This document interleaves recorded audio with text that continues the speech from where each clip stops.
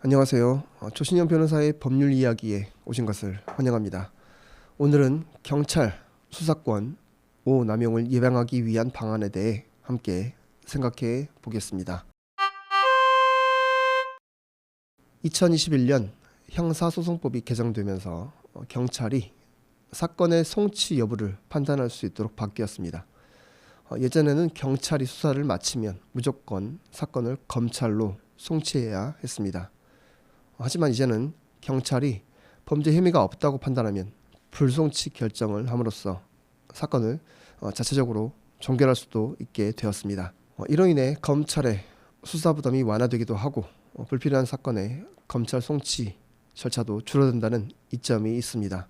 그러나 실무를 하다 보면 경찰 수사 단계에서 여전히 아쉬운 마음이 드는 것도 사실입니다. 첫 번째 아쉬운 점은 경찰의 민사법 지식 부족입니다. 물론 경찰은 민사사건이 아닌 형사사건을 다루는 직업입니다.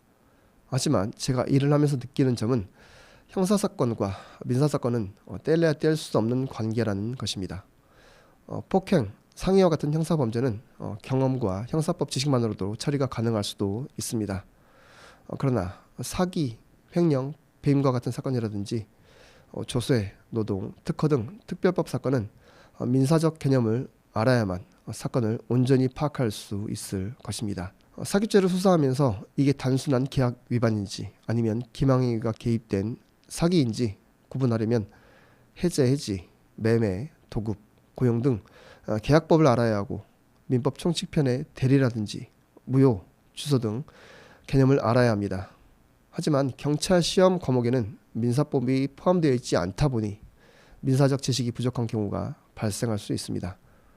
실제 현장에서는 사기죄 성립 가능성이 충분히 있음에도 불구하고 민사상의 분쟁으로 오인되어 불송치 처분을 하는 사례도 발생할 수 있습니다. 특히 부동산 거래나 투자 사기 사건에서 유독 민사적 영역을 이유로 불송치 결정이 나는 경우가 많은 듯합니다. 당연히 피해자들은 억울할 수밖에 없을 것입니다. 그렇게 저는 경찰을 대상으로 민사법 교육을 강화해야 한다고 생각합니다. 그리고 경찰 시험 과목에 민사법을 반드시 포함시켜야 한다고 생각합니다.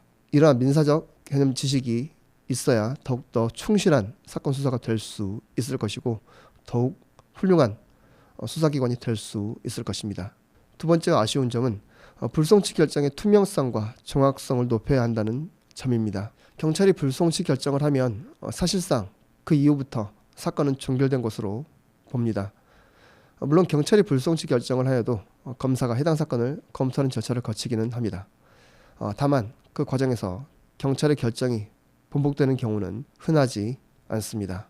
현재는 검찰청이 폐지되는 것으로 결정되었기 때문에 향후 이 절차를 개정할 때 경찰의 송치 또는 불송치 결정 등 처분의 정확성과 신뢰도를 높이기 위한 방안이 반드시 마련되어야 합니다.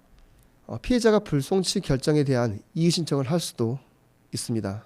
그러나 이 과정 역시 쉽지만은 않습니다. 한번 불송치 결정이 이루어지면 이를 뒤집기 위해서는 여간 고역이 아닐 수 없습니다.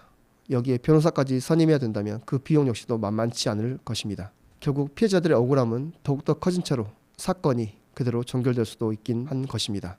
그렇기 때문에 이를 방지하기 위한 보완 제도가 반드시 필요합니다. 경찰의 수사권 오남용 사례를 어떻게 통제하고 보완할지에 대해서도 반드시 논의가 되어야 하겠습니다. 제도는 사람이 만들기 때문에 완벽할 수는 없을 것입니다. 그러나 제도상 허점이 예상될 때에는 반드시 미연에 이를 방지하기 위한 노력이 있어야 합니다. 문제가 발생하기 이전에 미리미리 예방되어야 할 것입니다. 피해자의 억울함을 줄이기 위해서는 다양한 방안을 시도해가며 최적의 방법을 찾아야 할 것입니다.